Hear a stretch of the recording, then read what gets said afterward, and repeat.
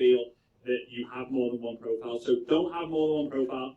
If you want, go ahead and have 5 business pages. Go and have 3 groups, but don't have any more than one profile. The second thing, and this is the big one that's kind of come in.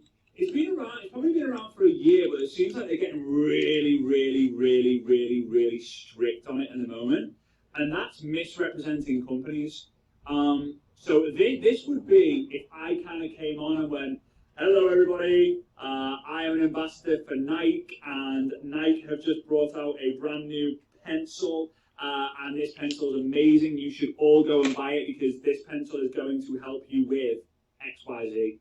So if someone reports that video, they will then look in. Their algorithms will first and foremost look into it, and then they might even have someone or like some person kind of just make sure the algorithm is firing right. If they kind of go like, "Hang on a minute, you don't represent Nike, and that you can't say that. You can't say that about a pencil. You can't say a pencil is gonna save your life. You can't say this. You can't say that." They will gone. They've gone. Like, it's just like, now it's easier for them to just press delete and you panic about it than then have a video out there which is false and gets Nike coming to them and saying, "Hang on, we've seen this video on your platform saying things about us, we want you to take that down." So it's just like, no, gone, see you later. So when it comes to your company, we all represent a company, right? Because technically we are a part of the company in terms of we're an independent distributor. Right? So we now promote like, "Hey, the company I'm a part of, we've got this great product, and like, have a look at it." Well, their algorithms might pick that up as, "You don't own that company." Like, although you might represent the company, you can misrepresent if you kind of say like, "Oh, I'm a part of this company, right? I'm a part of this company who promotes this." So to kind of cover yourself, you can say that you are maybe an ambassador or a distributor of the products, right? But if you ever say anything that, and again, guys, someone has to basically report the video.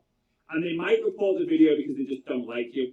They might report the video because they slipped. I mean, that would be very, very unlikely. But if they report and their algorithms pick up, like, "Hang on, you're selling products from a company that there's nowhere, anywhere to prove that you have ownership or like you're to do with this company or your parents own the company," they can get pretty strict. Again, it's not scare tactics. It's just be compliant. If you are going to say that like, "Oh, this is the product that I'm partnered with," or "This is the product this is the product that I promote," then just bear that in mind. Bear that in mind. Say like, "I'm an ambassador," or "I'm a distributor," or "I'm a consultant," whatever it might be. Because you should get past it. Again, very few accounts will get shut down for doing that, but just do your best, because losing your account is going to make you just stress out like crazy. The next one is a lot of people actually get their accounts shut because they've been in Facebook jail a few times. And I'll give you some tips on this. Don't ever message someone faster. Don't ever message someone in your bio, by the way, and like you saying that you're like an ambassador or an affiliate for the company. That won't matter.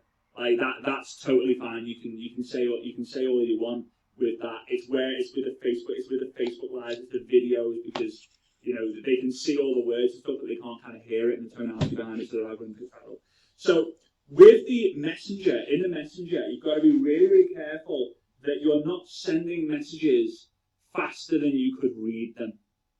Now, what I mean by that, and also, guys, just to add on, you might have noticed that a lot of accounts get caught up in when there's like elections going on, when there's like maybe something like protests or terrorism, something that's quite controversial to talk about. You will actually see an increase in strictness, and the reason I'm going to tell you this. So I spend a lot of money in ads. So I have an ad agency who are really, really well connected. They have their own like Facebook rep, not someone who they can text, like someone who they can jump on a call if they have any concerns. And they shared with me that, because we did a load of ads, and I think all of them got shut down. All the ads got shut down. And we said, "We've been running these ads for like 2 years. Why have you shut them down?"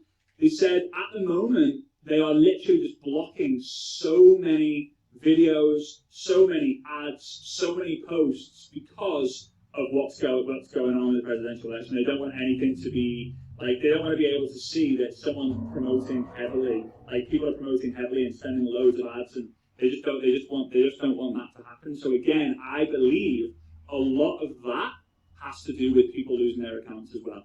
I really do. So it won't always be the case. It's just sometimes it gets heightened with sensitive times of the year and elections and all that. When it comes to messaging, don't message someone faster than you can read. What I mean by that, if you're using text replacements or you're using copy and paste messages, read the message through, right? Read the message through and then send it, right? Don't just go copy, paste, send, copy, paste, send, copy, paste, send, because again, their algorithm will pick it up. Their algorithms will pick it up and be like, hang on a minute, Tina's sending like 37 messages in 32 seconds. Like, that's not possible. Like, is there a bot link to it? Is she just copy and pasting? Is she just trying to blitz through as many people as she can? So be very, very careful of that, because that's one of the reasons why you will get thrown in jail. And by the way, guys, I'm going to give you some do's to these don'ts. So it's like, oh, I can't do anything, right?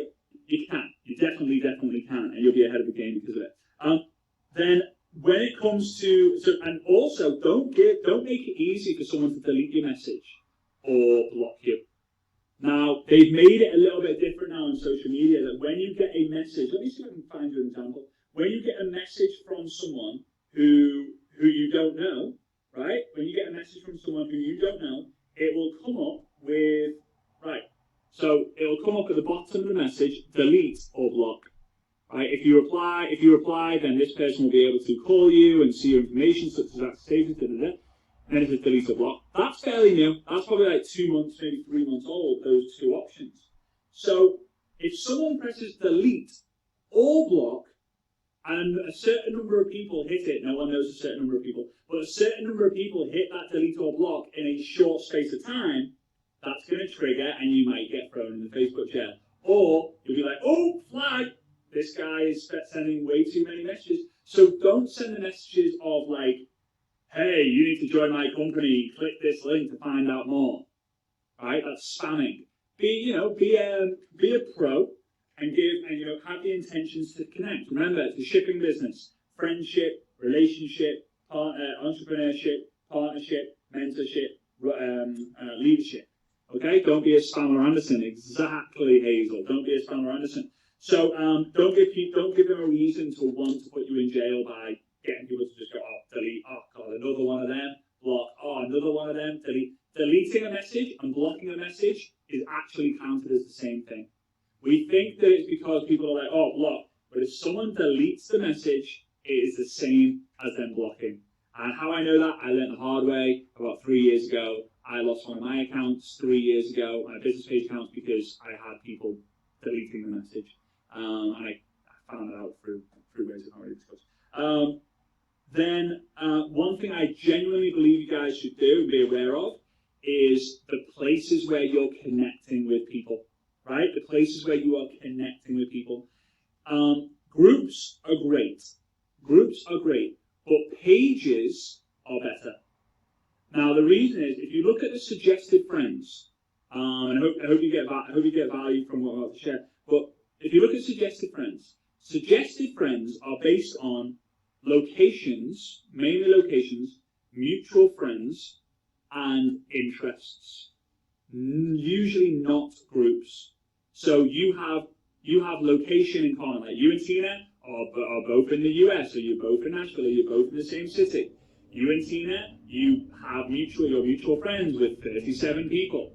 You and Tina both like Oprah Winfrey business page, fan page, right? Or the Disney fan page. So they're going to go, if me and Tina are in 3 groups the same, but we don't have mutual friends, we're not in the same location, we don't have groups, pages in common, but we're in the same groups, she won't appear in my suggested feed.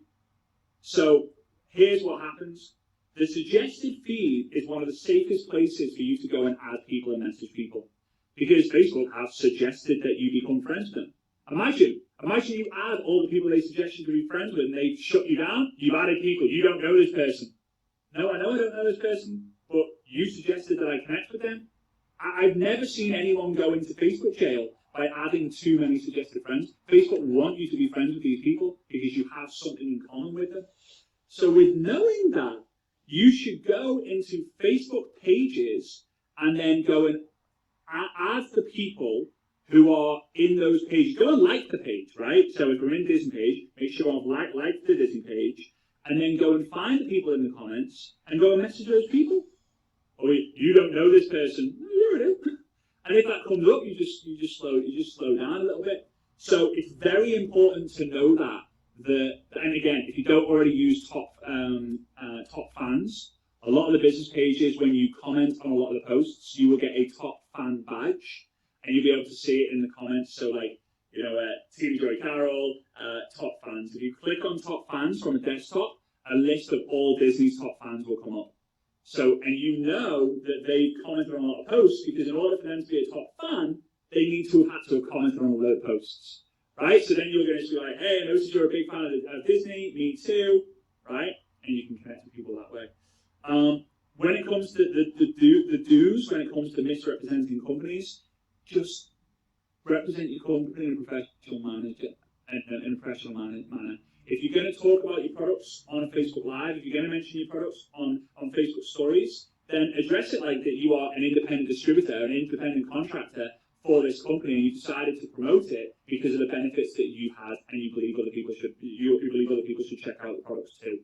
Saying something like that is totally fine, right? It will be totally fine. But again, if someone reports you, it's like, oh, I don't like that company, I don't like that product, I don't like you, then it's just random checks. You might walk through the airport, look completely innocent, and they just randomly stop you for no reason. That can happen. You can appeal it. I'm not able to give you the link to do it, but there are ways. If you type in like Facebook business page help chat, it will come up. You go through your business page, but you can then go and appeal that getting shut down if you genuinely believe that you've done nothing wrong. If you've been talking about politics, or if you've been talking about terrorism, or you've been talking about anything sensitive, that actually might be the reason why. It's just, saying you're voting and who you're voting for, that's going to be fine. But like when you're really strongly opinionated, it can kind of cross over, right? So just represent your company properly. If you're going to mention the company name, and obviously that you're a part of it, just make sure that you say you're an independent contractor, independent distributor, your views are your own, and all that sort of stuff. You might have seen that on Twitter, right? A lot of people who represent, maybe those sponsored or sponsored by Nike, they'll say like, these are my own views, right? These are my own views. It's the same sort of thing that applies on Facebook. Like what I'm sharing are my own views, they're my own opinion. I'm an independent contractor, not like a corporate member, right? Again, it's really crappy how they're doing this, but hey, I suppose they're protecting themselves. I understand, really. Then when it comes to messaging, if you do use text replacement, I know I'm a bit of a hot mess with this, because there's so much different things, right? If you do use text replacement, or you do copy and paste messages, just change the name, change the emoji, and then read the message before you send it. Because that way, it wouldn't be possible for you to send the message faster than you could actually physically read the message, right? So just copy, paste, change the name, change the emoji. Hello, Bob. Send. Now, if you're going to sit there and do it, do 5 minutes on Facebook, and switch to Instagram, do another 5 minutes, then you can come back to Facebook and do another 5 minutes. There isn't a certain amount of time that's known, but they will look at, when you're messaging strangers, they will look at, do you have common interests, right? Do you have common interests? And the speed at which you are messaging people. And to be honest, those really are the main do's and don'ts. There's not really anything that comes to mind right now that's going to get you a slap on the wrist more than those. You might get thrown in Facebook jail if someone hates on you. I've been thrown in Facebook jail because someone did a hate campaign and let's shut them down, and they reported me for absolutely no reason. There's been someone who's been an imposter, right? Who's basically misinterpreted, who's set up a profile based on my face and my name. they get reported as impersonating me, and they still don't lose their account because Facebook don't feel that they're doing anything against community standards. So there is like a bit of a double standard with what's going on. But as long as you don't do anything really, really, really bad, you should be safe. You should be all right. COVID videos, try and stay away from them. Conspiracy videos, try and stay away from them. Politics, I can't imagine you losing an account for politics unless it's like really abusive and offensive. But yeah, it's stay away from the main ones and be a pro, but go and connect with people who you have in common with on pages, and you'll be safe from the jail on that side of things. So, yeah. I appreciate you, by the way, for having me on, and let me just share these few things. No, I appreciate it. One last question I have as we get ready to roll into here in America with like a huge thing is Black Friday. So what one tip would you leave us with as we go into Black Friday that would help everyone on here generate leads and grow their business with Black Friday? Well, right now, Black Friday starts now, right? So I would be spending the next a week. I'd be spending the next week going out there and building a VIP list like absolutely crazy. Like whether it's people who've said no to you, people who've shown an interest before, people you connect with, you say like something along the lines of, hey guys, obviously this year Black Friday is a little bit different, so I decided to make it real fun.